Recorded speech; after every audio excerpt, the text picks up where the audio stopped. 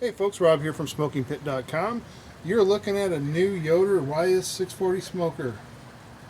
The nice folks at Yoder Smokers, Don, Joe, they sent me out this new cooker to replace my old one. It's been in works for about 2.5, 3 years now, and I put a lot of miles on it, but it has gone to a new owner now, and we've got a beautiful new cooker right here, raring to go. I'm going to go ahead and go over some of the differences between this one and the old one I had, because there are some new updates to it. Not a lot, but there are some differences, so I'll go ahead and cover those in this video. We are looking at the burn pot. Now, as you can see, if you know anything about these things, the whole internals pretty much look the same. One exception, that's the burn pot.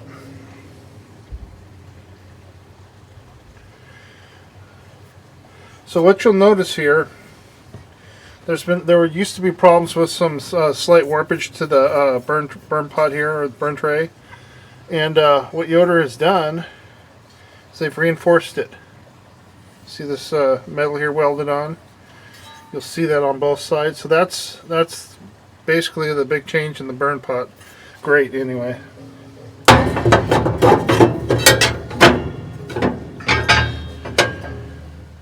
Upon unpackaging, one of the first things I noticed right off the bat were the hinges.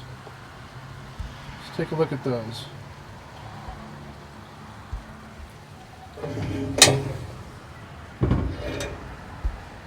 So you can see the new hinge system. If you're familiar with the old hinge system, it was welded, and these are basically bolted on. I really like this setup a lot better. This right here, you pull out this bolt, there's a nut underneath, and you back it out, pull it out, and then you can slide the door out. But I really like this hinge system better. You can, if you were to have a bind in the hinge at one point, maybe rusted or something, and you tweak the hinge a little bit, it's a lot easier to replace. So I think this is a better way to go. But I will add, you want to keep these lubricated if you're in a rainy area. But a lot better hinge system, I think. Another new item on this grill, looks like Yoder is now putting on ports to run your thermometers through. So run your wires right through there, through these two ports in the side. And I'm going to go ahead and show you how this is done. You just take your probe,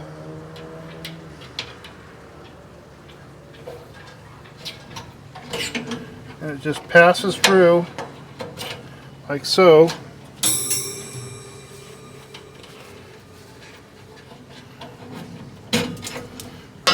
And then you just stick it into your meat.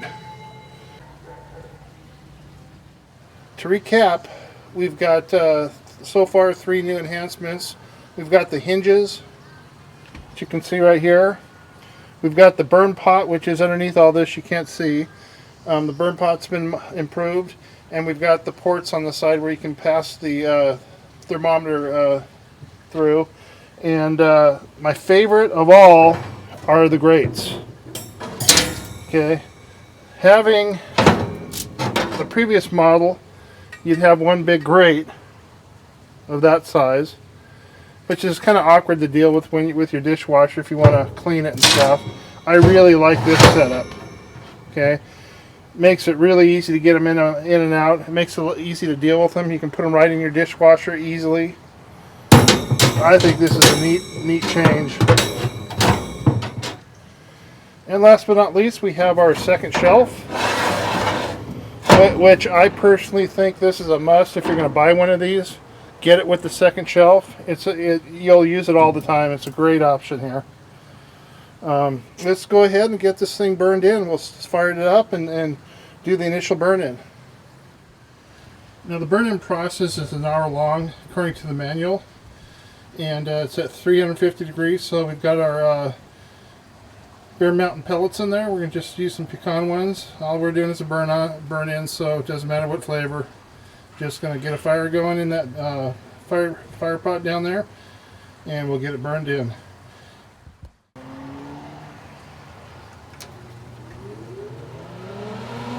It starts up and it flashed U26, so that's the version of firmware they've got on it. And then we just hit start. defaults to 350 degrees. So we'll just leave it there. If it's the first time you're firing it up, drop a handful of pellets into the burn pot because the auger is empty. And I'll hit prime and prime the auger too. So on the front panel is your prime button. You just hit that until the auger starts dropping pellets. There you go. And the way these work, if you don't know, there's a heating element down here, the igniter. It'll come on, get red hot for the first couple of minutes, 2 or 3 minutes. It'll ignite the pellets and then it goes out of circuit and it won't be on anymore.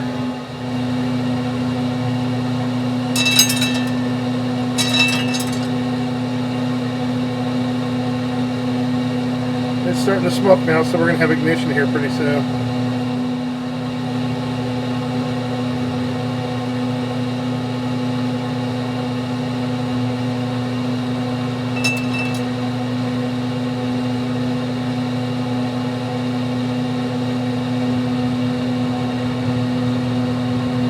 Okay, we have ignition. Now I'll go ahead and I'll put all the metal components in, the grates, the drip pan, heat diffuser, and all that. And we're going to let it burn for about an hour. I'll go a couple hours, but that'll give us give it a chance to burn off any oils or anything like that that may be in the metal. You may have noticed that I had foil on this. I like to keep foil on these, but during the burn-in,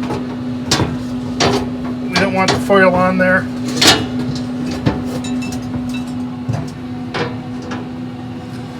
That way any oils and stuff, any debris that burns off of this can escape.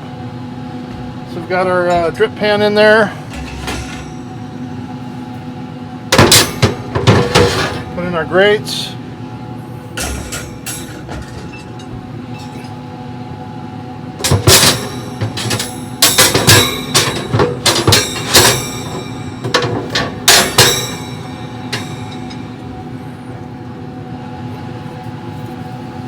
Second rack.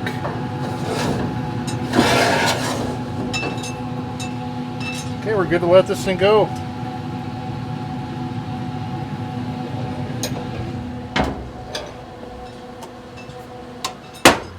Okay, we got it cooking away. Also have a cover that came with it, and they also sent 2 grill grate kits. So I've got some grill grates for doing some high temp grilling. One other difference I did notice with this cooker is they have a new style of thermometer here. I'll zoom in. A little different than the other one. The old one screwed in. This one has a set pin, so you just kind of slide it in and tighten the set screw down. Nice looking thermometer. Oh, and I'll show up this picture right here. You should be looking at a picture of the grease pot, little grease bucket with the Yoder smoker's emblem on it. Nice little touch. And I'm showing 203 degrees, 205 degrees on the digital display.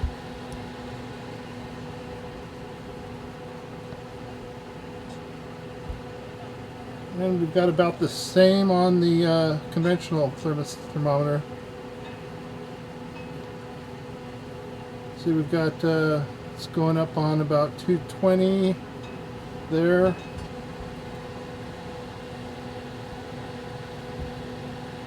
.220 there. Nice. Okay, we're at we hit 353. It's right where we want it. This is what the temp we're going to use when we do our burn in. So that's about it, folks. There's the Yoder YS640 as it just showed up at my door. We got it on the deck. It's doing the initial burn in. I'm going to leave you with some pictures of the shipping so you can see what it looks like when it comes in on a pallet. They do an excellent job at packaging these things up when they send them to you. And they're basically, literally, you cut the wrapping off, take out, I must have had 10 or 14 screws that held in some 2x4s to keep it in place. Other than that, you lift it right off and it's ready to go on your deck. That's it, folks. This is Rob from SmokingPit.com. Thanks for viewing.